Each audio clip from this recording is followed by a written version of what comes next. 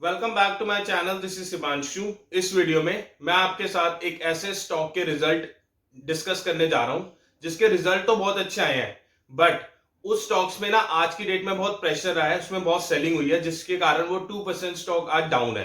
तो इस वीडियो में मैं आपको ये भी बताऊंगा कि ये जो 2% आज जो एसबीआई का स्टॉक है जिसके बारे में हम डिस्कस करने जा रहे हैं, जिसके आज रिजल्ट हुए हैं, तो इसका ये जो स्टॉक है वो 2% डाउन क्यों है। और अब आपको मैं इसके साथ ये भी डिस्कस करूंगा कि इसके जो क्वार्टर फोर के रिजल्ट आए हैं उसमें क्या बेसिकली रिजल्ट आए हैं, और साथ ही साथ मैं आपको ये भी बताऊंगा कि इस वीडियो में अब आपको कैसे इस स्टॉक के अंदर अपनी पोजीशन क्रिएट करनी चाहिए, आपका कहां पे स्टॉप लॉस होना चाहिए, कहां पर आपका टारगेट होना चाहिए। तो मैं आपको इस वीडियो में पूरा डिटेल में डिस्कस करने जा रहा हूं। मेक श्योर अगर आप इस चैनल में फर्स्ट टाइम हो और इस वीडियो अभी तक अगर आपने इस चैनल को सब्सक्राइब नहीं करा तो मेक श्योर इस चैनल को सब्सक्राइब कर दो, क्योंकि that will help you to get all the result. जब भी कंपनी कोई रिजल्ट पोस्ट करती है तो हम उस पर वीडियो बनाते हैं, that will help you to get you at the very first place. So let's get started. So उस कंपनी का, जैसे कि मैंने आपको नाम बताया, उस कंपनी का नाम है SBI, state bank of India, जो कि इंडिया का लार्जेस्ट बैंक है। अगर मैं इसके रिजल्ट की बात करूं तो सबसे पहले जो इसने नेट प्रॉफिट जो इसने डिक्लेयर करा है वो इसने डिक्लेयर करा है 16,694 करोड़ का। मतलब कि जो इस क्वार्टर के रिजल्ट की बात कर रहा हूं, जो कि 1 जनवरी 2023 टू 31 मार्च 2023 तक के जो इसका रिजल्ट था, जो इसका नेट प्रॉफिट है, वो बेसिकली इसने रिपोर्ट करा है 16,694। और अगर आप इसके इस क्वार्टर को कंपैरिजन करते हो लास्ट ईयर के लास्ट क्वार्टर से, तो इसने जो अपमूव दिखाया वो इसने दिखाया 83% का इसका जो नेट प्रॉफिट है वो इंक्रीज हुआ है। मतलब कि जो इसने पिछले क्वार्टर में जो इसने रिजल्ट डिक्लेयर करा था वो इसने करा था 9,130, और अब जो इसने रिजल्ट जो इसने नेट प्रॉफिट डिक्लेयर करा है वो करा 16,694। दैट मींस कि क्वार्टर ऑन क्वार्टर बेसिस पे ये 83% बढ़ा है। मतलब एक कंपनी जो क्वार्टर में 83% बढ़ रही है तो उसके रिजल्ट आप एक अंदाजा लगा सकते हो कि कितना अच्छा ये कंपनी काम कर रही है। तो इस एसबीआई बैंक ने नेट प्रॉफिट बहुत अच्छा दिखाया है। और साथ ही साथ अगर आप इसका ये देखोगे जो नेट इंटरेस्ट इनकम है, क्योंकि बैंक पैसा कहां से कमाता है, बैंक इंटरेस्ट से पैसा कमाता है। जब आप लोन लेते हो तो आपको क्या होता है, आप उसे इंटरेस्ट पे करते हो, तो बैंक वहीं से इंटरेस्ट कमाता है।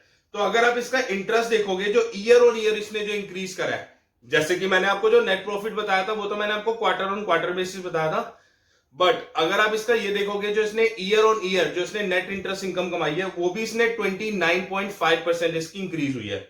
मतलब कि पिछले साल जो इसकी नेट इंटरेस्ट इनकम थी वो थी 31,197 करोड़ की, और जो इसने रिपोर्ट करा वो इसने करा 40,392 करोड़ का। दैट मीन्स कि इसकी जो नेट इंटरेस्ट इनकम है वो भी इसकी इंक्रीज हुई है। और साथ ही साथ इसने ना, कंपनी ने आपको जो इन्वेस्टर्स हैं उनको ना 11.3 रुपीज का इन्होंने डिविडेंड भी पे करा है, जो कि एज पर दी स्टॉक प्राइस जो कि 2% है। तो मतलब कि आपको डिविडेंड भी इसने दिया है 11.3% का। और अगर आप इसके देखोगे कंपनी का क्या होता है ना, जो कंपनी का ग्रॉस एनपीए होता है, जो कि नॉन परफॉर्मिंग एसेट्स, जैसे कि कंपनी ने किसी को लोन दिया, अब वो उसको रीपे नहीं कर रहे तो वो कंपनी के चले जाते हैं ग्रॉस नॉन परफॉर्मिंग एसेट। और ये जितना गिरेगा ना नंबर, उतना कंपनी की प्रॉफिटेबिलिटी में बढ़ता है, उतनी कंपनी की प्रॉफिटेबिलिटी बढ़ती है। तो अगर इसका जो ग्रॉस एनपीए देखोगे वो बेसिकली, अच्छा अगर मैं इसके एनपीए की बात करूं ना, तो एनपीए जो इसका गिर के ना बेसिकली इसका 7.5% से इसका ग्रॉस एनपीए गिरा है, जो कि कंपनी के लिए एक अच्छा इंडिकेशन है कि हाँ, इसकी कंपनी के जो नॉन परफॉर्मिंग एसेट है ना वो कम हो रहे हैं। तो नॉन परफॉर्मिंग एसेट जैसे कम हो रहे हैं, जो इसने अब रिपोर्ट करा है वो इसने करा है 90,927 करोड़ का, और जो इसके पहले थे वो थे 98,347। दैट मीन्स कि इसके जो नॉन परफॉर्मिंग एसेट है, ग्रॉस नॉन परफॉर्मिंग, वो भी इसके 7.5 से परसेंट से गिरे हैं। और अगर मैं इसकी बात करूं जो इसके एनपीए हैं, जो नेट परफॉर्मिंग एसेट्स हैं, जो नॉन परफॉर्मिंग है, एक तो ग्रॉस होते हैं, एक होते हैं नेट नॉन परफॉर्मिंग एसेट, वो भी इसके गिरे हैं, वो भी इसके 8.6% से इसके गिरे हैं। दैट मीन्स कि जो इसने अब रिपोर्ट करा है वो 21,466 का करा है, और जो इसने पहले रिपोर्ट करा था पिछले साल सेम क्वार्टर में जो इसने करा था वो 23,484।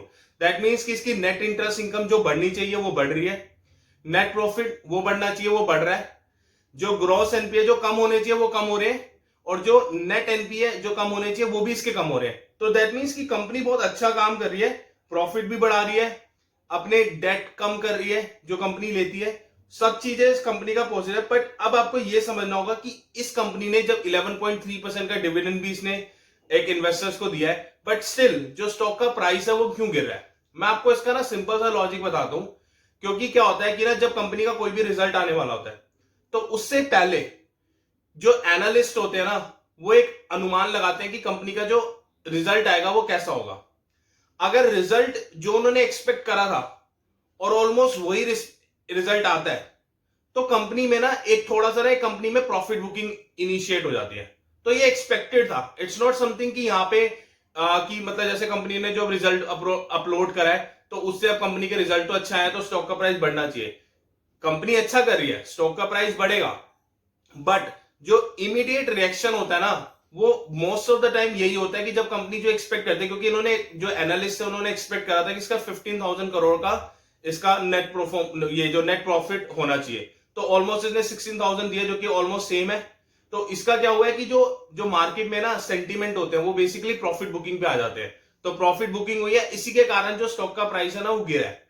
और अगर मैं बात करूं ना अब आपकी इसमें क्या स्ट्रेटेजी होनी चाहिए कि आपको इस स्टॉक को कैसे बाय करना चाहिए, तो अभी आज की डेट में अब जो ये स्टॉक जो ट्रेड कर रहा है ये कर रहा है 574 के आसपास।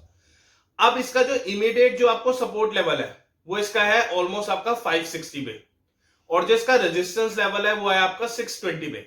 तो अगर आप एक शॉर्ट टर्म ट्रेड लेने की सोच रहे हो तो आपका सिंपल यही है कि जिस भी स्टॉक जिस प्राइस पे स्टॉक ट्रेड कर रहा है उस स्टॉक इस प्राइस पे आप स्टॉक को बाय कर सकते हो। अपना स्टॉप लॉस लगाओ 560 का, दैट मीन्स कि आपका 14 रुपीज का ऑलमोस्ट आपका लॉस होगा अगर वो स्टॉप लॉस को हिट करता है। और आपका जो टारगेट है जो रेजिस्टेंस लेवल है वो है 620 का, क्योंकि वो आपके लिए हर्डल है। अगर उसको पार कर दे रेजिस्टेंस लेवल को फिर तो स्टॉक रॉकेट बन सकता है, बट अगर आप इसको रिस्क टू रिवॉर्ड के हिसाब से देखोगे ना तो इसमें आपको आराम से 1:3 1:4 का आपको रिस्क टू रिवॉर्ड मिल रहा है। तो आपका जैसे अगर स्टॉक में अगर आप टारगेट लगाते हो 620 का, तो अगर 620 का अगर आ जाए तो आप अपनी प्रॉफिट बुकिंग कर सकते हो, और अगर आपका 560 पे आ जाए तो आप अपना स्टॉप लॉस बुक कर सकते हो।